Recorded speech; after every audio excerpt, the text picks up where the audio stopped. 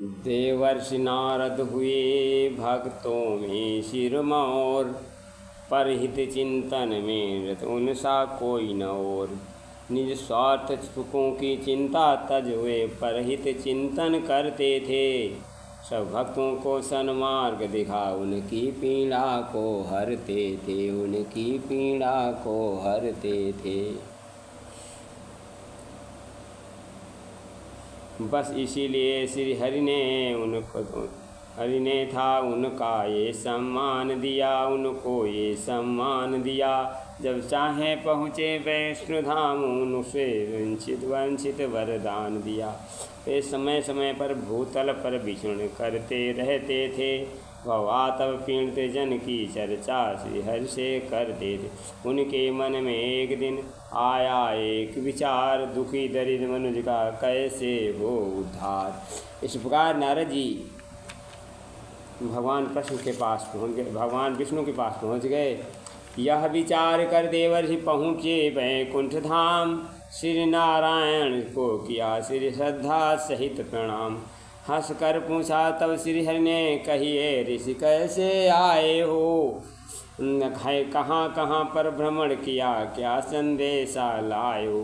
कारण जो भी हो प्रकट करे यात्रा में कष्ट उठाने का। कहिए क्या काम पड़ा वैकुंठ लोक में आने। कुछ दुखी दिखाई देते हो, मुखमंडल क्यों मुरझाया है। क्या कहीं स्वयंवर है फिर शादी को मन ललचाया। नारद जी कहने लगे, हे हरि दया निधान, अंतर्यामी आप हैं क्यों बनते अनजान, क्यों बनते।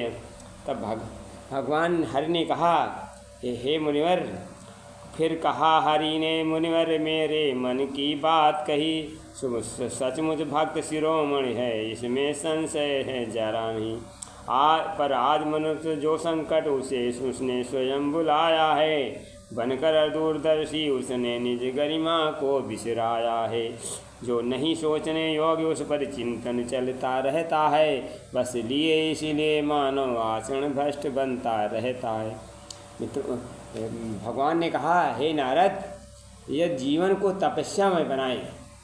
प्रकृति का नियम है, संघर्ष से तेजी आती है। रगड़ और कर्षण यद्यपि देखने में कठोर कर्म प्रतीत होते हैं, पर उन्हीं के द्वारा सौंदर्य का प्रकाश होता है। सोना तपाए जाने पर निखरता है। नानाविध कष्टदायक संस्कारों का संस्कृत में होने से किसी वस्तु का महत्व प्राप्त हुआ है। धातु का एक रद्दी सा टुकड़ा अनेक विधि कष्टदायक परिस्थितियों से बीच गुजर कर तब उसे भगवान की मूर्ति होने का ऐसा महत्वपूर्ण गौरवमय पद प्राप्त होता है। जीवन की यही निखरता है जो कष्ट और कठिनाइयों से टकराता है। विपत्ति बाधा कठिनाइयों से जो लड़ सकता है, प्रतिकूल परिस्थितियों में युद्ध करने का जिसमें साहस है, उसे जीवन में विकास सच्चा सुख मिलता है। इस पृथ्वी के पर्दे पर एक भी व्यक्ति ऐसा नहीं हुआ जिसे बिना कठिनाई उठाए, बिना जोखिम उठाए कोई सफलता मिली हो। कष्टमय जीवन के लिए अपने आप को खुशी खुशी पेश करना, यही तप का मूल तत्व है। तपस्वी लोग अपनी तपस्या से इंद्र का सिंहासन जीतने में सफल होते हैं और भगवान का आसन भी दुला देते हैं। मनोवांछित परिस्थितियों को प्राप्त करने के मात्र ही साधन इस तपस्या है, वह तो तपस्या है। स्मरण रखिए, सिर्फ वे ही व्यक्ति संसार में महत्व प्राप्त करते हैं जो कठिनाइयों के बीच हंसना और जानते हैं तपस्या में आनंद मनाते हैं। ये भगवान चिंतन से बढ़ती चाह गलत जो गलत काम करवाती है। पर कर्म भोग बन करके तब बात समझ में हो उदास तब बोले ऋषि बिंदु भगवान। पूर्व प्रतिज्ञा का करो अगनाथ कछु कुछ ध्यान।